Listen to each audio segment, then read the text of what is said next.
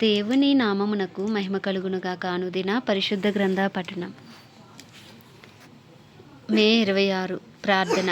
దయగల తండ్రి, కృపగల దేవ, పరిశుద్ధుడానికి వందనాలు, స్తోత్రాలు. గడిచిన దినములను నీ కృపలో జ్ఞాపకం చేసుకుని మరొక నూతన దినం ఆయుష్ను ఆరోగ్యం నుంచి మాకు దయచేశారు. మీకు వందనాలు ప్రభు. ఈ దినం వాక్యము ద్వారా మాతో మాట్లాడండి, మమ్మల్ని బలపరచండి. వినిన వాక్యం మా హృదయాలు ఫలింపచేయమని యేసుక్రీస్తు అతి పరిశుద్ధ నామంలో అడిగి వేడుకొనుచున్నాము పరమ తండ్రి.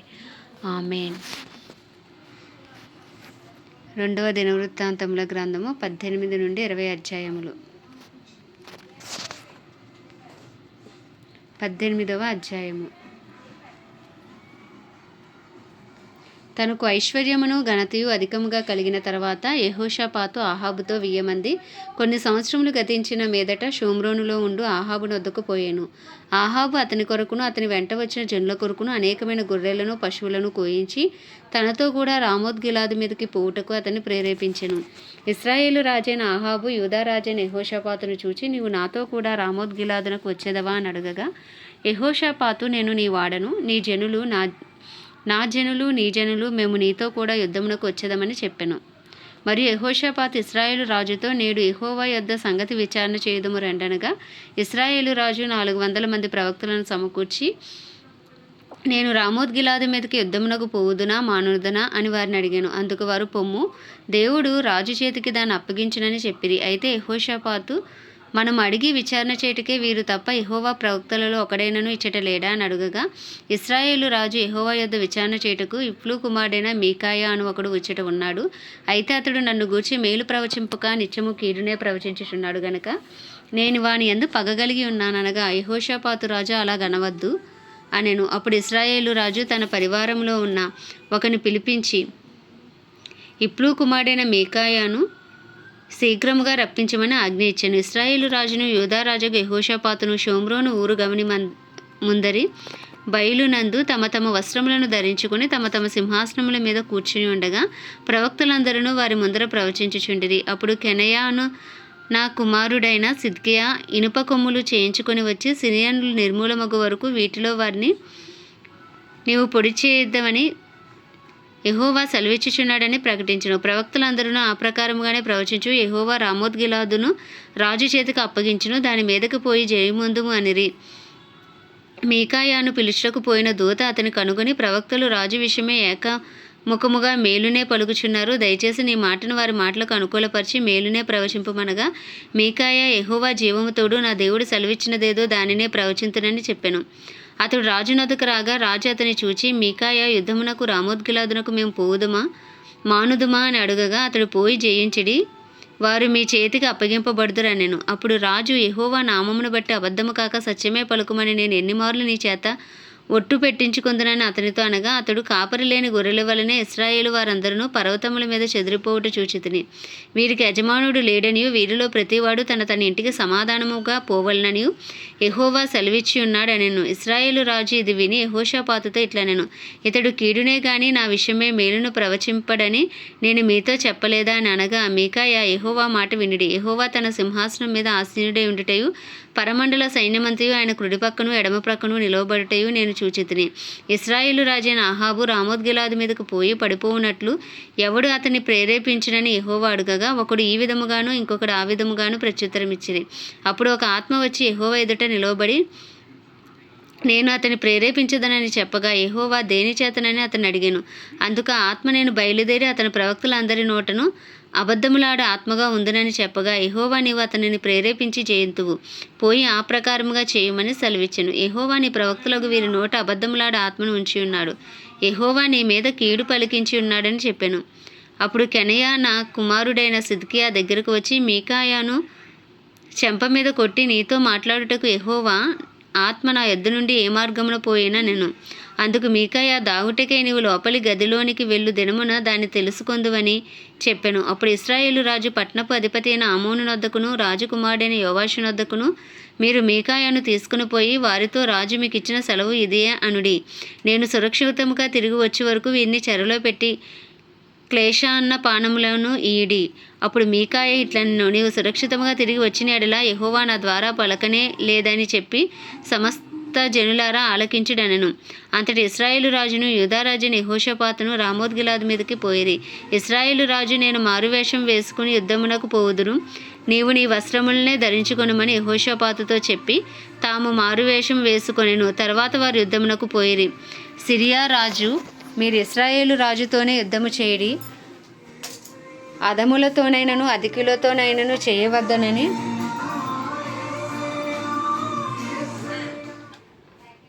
తనతో కూడా ఉన్న తన రథాధిపతులకు ఆజ్ఞ ఇచ్చి ఉండెను. కాగా యెహోషాపాతు కనబడుటతోనే రథాధిపతులు అతడు ఇశ్రాయేలు రాజు అనుకుని యుద్ధము చేయుటకు అతన్ని చుట్టుకొనిరి. కానీ యెహోషాపాతు మొరపెట్టినందున యెహోవా అతనికి సహాయము చేసెను. దేవుడు అతని యొద్ద నుండి వారు తొలగిపోవునట్లు చేసెను. ఎట్లనగా రథాధిపతులు అతడు ఇశ్రాయేలు రాజు కాడని తెలుసుకొని అతని తరుముట మాని తిరిగిపోయిరి.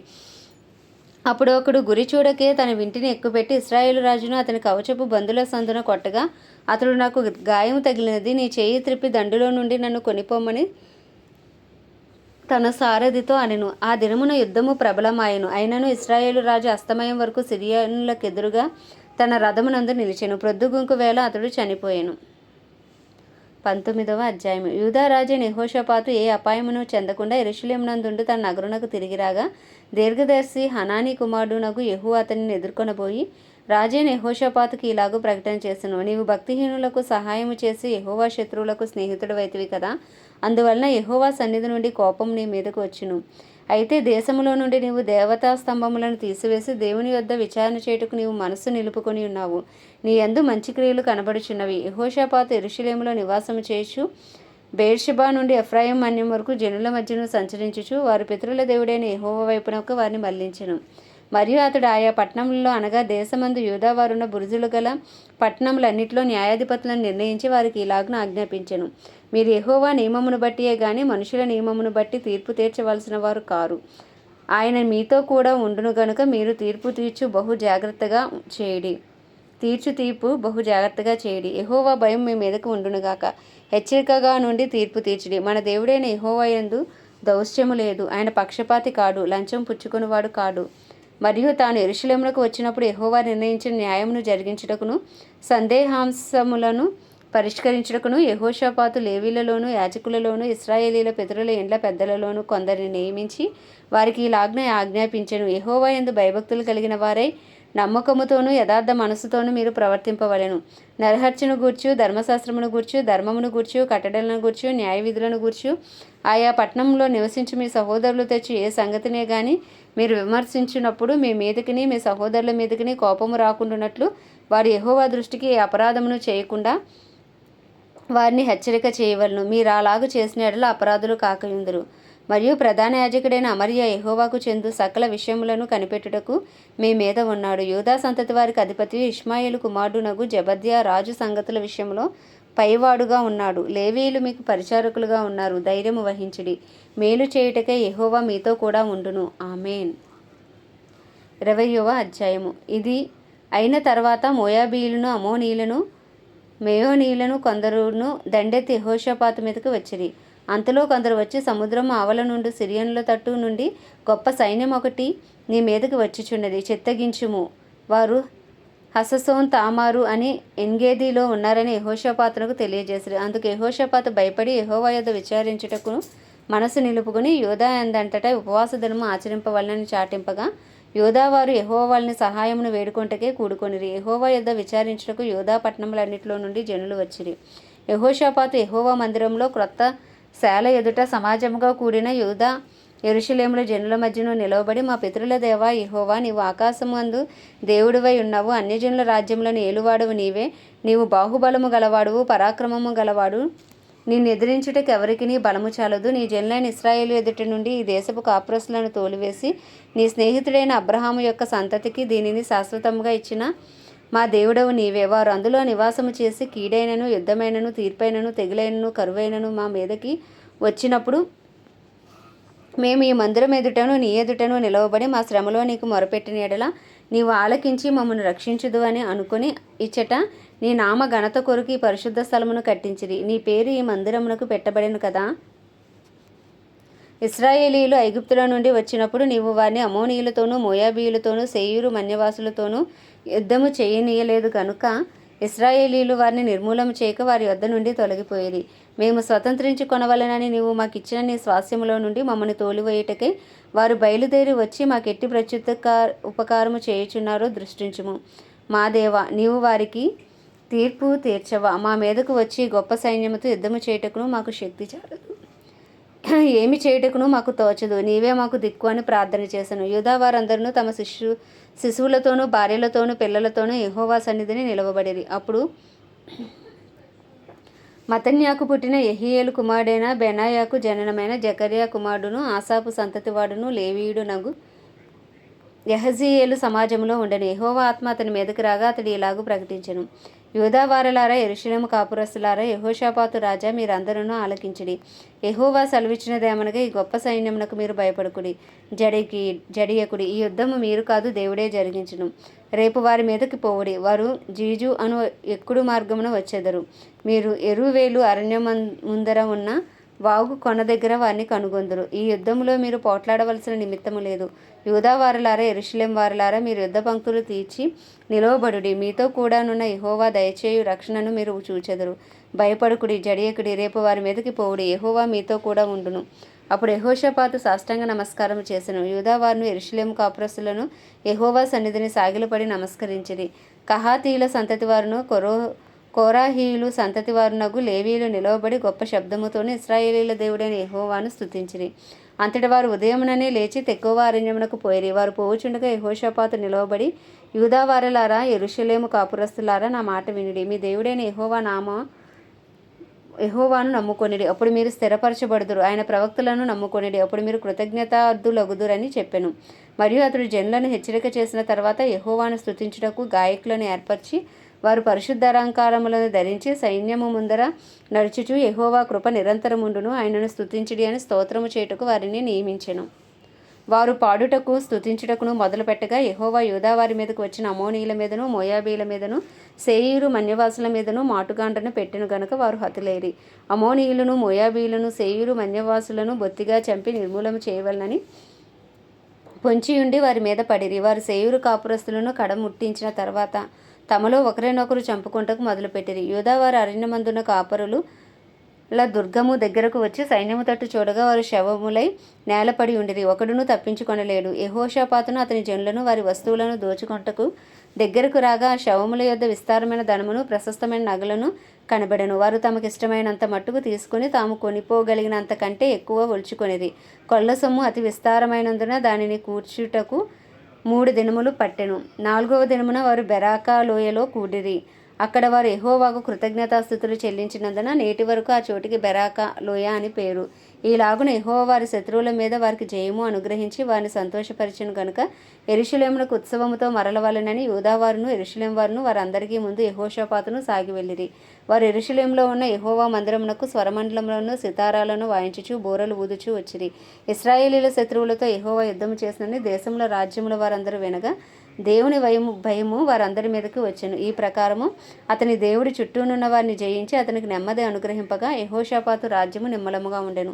యెహోషాపాతు యూదా రాజ్యమును ఏలెను. అతడు ఏలనారంభించినప్పుడు 35 సంవత్సరముల వాడే యెరూషలేములో 25 సంవత్సరములు ఏలెను. అతని తల్లి షిల్హీ కుమార్తె, ఆమె పేరు అజూబా. అతడు యెహోవా దృష్టికి యథార్థముగా ప్రవర్తించి తన తండ్రి అయిన ఆసా మార్గమందు నడుచుచు దానిలో నుండి తొలగిపోకుండెను. అయితే అప్పటికి ఇంకనూ జనులు తమ పితరుల దేవుని వెతుకుటకు తమ హృదయములను స్థిరపరచుకొనలేదు. అతడు ఉన్నత స్థలములను తీసివేయలేదు. యెహోషాపాతు చేసిన ఇతర కార్యములన్నిటిని గూర్చి హనానీ కుమారుడైన యెహూ రచించిన గ్రంథమందు వ్రాయబడి ఉన్నది. ఈ యెహూ పేరు ఇశ్రాయేలు రాజుల గ్రంథమందు కనబడుచున్నది. ఇది అయిన తరువాత యూదా రాజైన యెహోషాపాతు మిక్కిలి దుర్మార్గముగా ప్రవర్తించిన ఇశ్రాయేలు రాజైన అహజ్యాతో స్నేహము చేశాను. తర్షీషునకు పోదగిన ఓడలను చేయింపవలనని యెహోషాపాతు అతనితో స్నేహము చేయగా వారు ఎసోన్గెబెరులో ఆ ఓడలను చేయించిరి. అప్పుడు మారేషా వాడును దోదావాహు కుమారుడు నగు ఎలియేజరు, నీవు అహజ్యాతో స్నేహము చేసుకొంటివి గనుక యెహోవా నీ జనులను భంగము చేయనని యెహోషాపాతు మీద ప్రవచనం ఒకటి చెప్పెను. ఆ ఓడలు తర్షీషునకు వెళ్ళజాలకుండా బద్దలైపోయెను. ఆమేన్. దేవుడి పరిశుద్ధ వాక్యము మన వినికిడిలో దీవించునుగాక. ప్రార్థన. దయగల తండ్రి, కృపగల దేవ, పరిశుద్ధుడా నీకు వందనాలు. యెహోవా రాఫా, యెహోవా నిస్సి, యెహోవా షమ్మా, యెహోవా రోహి నీకు వందనాలు. సైన్యములకు అధిపతి, రోషము గల దేవ, ఆది అంతమునైన దేవ, నీకే వందనాలు, స్తోత్రాలు, స్తుతులు చెల్లించుకుంటున్నాం ప్రభా. మా కొరకు బలి అయిన యేసయ్య నీకు వందనాలు. మా పస్కా బలి పశువుగా ప్రభా మా పాపం నీ మీద వేసుకుని తండ్రి బలి అయి మా సమాధానార్థ శిక్ష, మా పాప పరిహారార్థ బలిగా, మా ప్రాయశ్చిత్తార్థ బలిగా మీరు బలి అయ్యారు ప్రభా. నీకు వందనాలు, స్తోత్రాలు నాయన. ఈ సాయంకాల సమయంలో ప్రభా నాయన నీ పరిశుద్ధమైన, నిష్కలంకమైన, నిర్దోషమైన మీ రక్తాన్ని ఆశ్రయిస్తున్నాం ప్రభా తండ్రి. నీ రక్త ప్రోక్షణ మాపై ఉంచండి. మా అపరాధములు, మా పాపములు, మా దోషములు, మా అతిక్రమములను దయతో క్షమించండి. నీ రక్తంతో మమ్మల్ని కడగండి ప్రభా, పవిత్రపరచండి, పరిశుద్ధపరచండి, నిందారహితంగా నీతిమంతులుగా మమ్మల్ని తీర్చమని ప్రార్థిస్తున్నాం తండ్రి. అయ్యా మా బంధువులు, మా స్నేహితులు, మా ఇరుగు పొరుగు అందరినీ మీరు జ్ఞాపకం చేసుకొని, మరి ముఖ్యంగా మా కుటుంబాలలో రక్షణ లేని వరకు రక్షణ దయచిన మారు మనసు, పశ్చాత్తాపము అయ్యా ఒప్పింపు చేయ ఆత్మ బలముగా పనిచేయనట్లు నీ కృపను అనుగ్రహించమని, గొప్ప రక్షణ మా కుటుంబాల్లో మీరు దయచేయమని వేడుకొనిచున్నాము. అయ్యా తండ్రి, మా శారీరక, మానసిక, ఆధ్యాత్మిక అయ్యా ఆర్థిక పరిస్థితులపై నీ కృప కలుగునుగాకని ప్రార్థిస్తున్నాం. నీ కనికరం దిగి వచ్చునుగాకని ప్రార్థిస్తున్నాం. దైవజనులు అందరి కొరకు, దైవజనురాలు, సేవకులు, సేవకురాండ్రు అందరి కొరకు ప్రార్థిస్తున్నాం ప్రభా. అయ్యా వారి పరిచయలను దీవించండి, ఆశీర్వదించండి, వారి అభిషేకించి వారిని వాడుకోమని ప్రార్థిస్తున్నాం ప్రభా. కార్యసాధకమైన శక్తితో మమ్మల్ని అందరినీ మీరు నింపమని ప్రార్థిస్తున్నాం. క్రైస్తవులందరినీ రూపాంతరపరిచి నీ రూపులోకి మార్చుకోండి. ప్రపంచ దేశంలో అన్నిటి కొరకు వాటిని పరిపాలిస్తున్న రాజులు, నాయకులు, వారి కింద పనిచేస్తున్న అధికారుల కొరకు ప్రార్థిస్తున్నాం నాయన. నిశ్చయముగా నీ చిత్తం వారి ద్వారా జరుగునుగాక. అయ్యా గొప్ప ఉజ్జీవము ప్రపంచ దేశంలో రగులు కొనుగాకని ప్రార్థిస్తున్నాం. ఇంకను సువార్తందరి గ్రామాలు, ప్రాంతాలు, పట్టణాలు పట్టబడునుగాకని ప్రార్థిస్తున్నాం. ఇజ్రాయెల్ దేశాన్ని జ్ఞాపకం చేసుకుని ఇజ్రాయెల్ సరిహద్దులో సమాధానం ఇచ్చి ఇజ్రాయెల్ ప్రజలకు క్షేమం దయచేయమని వేడుకుంటున్నాం. ప్రత్యేకించి మా భారతదేశంపై నీ కృప కలుగునుగాక ప్రభా. నీ కనికరం దిగి వచ్చునుగాక. మహారక్షణ మా దేశానికి కలుగునుగాక. నీ పేరు పెట్టబడిన నీ జనులు తమ్మును తాము తగ్గించుకుని పాపం విడిచి చేసిన ప్రార్థనలన్నిటినీ మీరు జ్ఞాపకం చేసుకోండి ప్రభా. మా దేశానికి మహారక్షణ దయచేయండి. ఏ ఒక్క ఆత్మ నశించిపోవటానికి వీల్లేదు ప్రభా. ఒప్పింపు చేయ ఆత్మ బలముగా మా దేశంలో పనిచేయునుగాక. కాశ్మీర్ మొదలు కన్యాకుమారి వరకు నీ రక్తం ఏరులై పారునుగాక తండ్రి. రాజ్య రిధానమ శరాధారాల రియో సంత్ రిహాంధారాల అయ్యా మా దేశానికి గొప్ప రక్షణ దయచేయండి. మా దేశ ప్రధాని కానీ, ప్రెసిడెంట్, చీఫ్ మినిస్టర్లు, గవర్నర్లు, ఎమ్మెల్యేలు, ఎంపీలు, వారి కింద పనిచేసిన అధికారులు, డిపార్ట్మెంట్స్ అన్నింటినీ మీ హస్తాలకు అప్పచెప్పుకుంటున్నాం. నీ చిత్తానుసారమైన పరిపాలన జరుగునుగాక. అయ్యా మా దేశ సరిహద్దులో సమాధానం ఉంచండి. ఇండియన్ ఆర్మీ, నేవీ, ఎయిర్ ఫోర్సుల చుట్టూ కాపుదల, భద్రత ఉంచండి. అయ్యా మా దేశానికి క్షేమము, అభివృద్ధి దయచేయమని వేడుకుంటూ ప్రభా నాయన. అయ్యా తండ్రి మా దేశానికి శారీరక, మానసిక, ఆధ్యాత్మిక, ఆర్థిక అయ్యా నాయన సాంఘిక, రాజకీయ రంగాల్లో గొప్ప స్వస్థత దయచేయమని, యాక్సిడెంట్ స్పిరిట్స్, సూసైడ్ స్పిరిట్స్ ఏసు నామంలో లయమైపోవునుగా కానీ ప్రార్థిస్తూ, దుష్టుడి కాడి ఏసు నామంలో విరిగిపోవునుగా కానీ ప్రార్థిస్తున్నాం తండ్రి. మా దేశానికి గొప్ప విడుదల ప్రకటిస్తున్నాం. నాయన మా దేశాన్ని సాయంకాల సమయంలో నీ హస్తాలకు అప్పచెప్పుకుంటే చిన్ని ప్రార్థన మనం నీ పాద సన్నిధికి చేర్చుకోమని యేసుక్రీస్తు అతి పరిశుద్ధ నామంలో అడిగి వేడుకొనిచున్నాం మా పరమ తండ్రి. ఆమేన్. పరలోకమందున మా తండ్రి, నీ నామం పరిశుద్ధపరచబడును గాక. నీ రాజ్యము వచ్చునుగాక. నీ చిత్తము పరలోకంలో నెరవేర్చబడుచున్నట్లు భూమి యందును నెరవేర్చబడును గాక. మా అనుదిన ఆహారము నేడు మాకు దయచేయము. మా ఎడల అపరాధం చేసిన వాడిని మేము క్షమించిన ప్రకారం మా అపరాధములను క్షమించి మమ్మల్ని శోధనలోకి తేక ప్రతి కీడు నుండి తప్పించమని యేసుక్రీస్తు అతి పరిశుద్ధ నామంలో అడిగి వేడుకొనిచున్నాం మా పరమ తండ్రి. ఆమేన్. ప్రభు యేసు రక్తమే జయం, ప్రభు యేసు వాక్యమే విజయం, ప్రభు యేసు నామములో సంపూర్ణ విజయము కలుగునుగాక. ఆమేన్. ఆమేన్.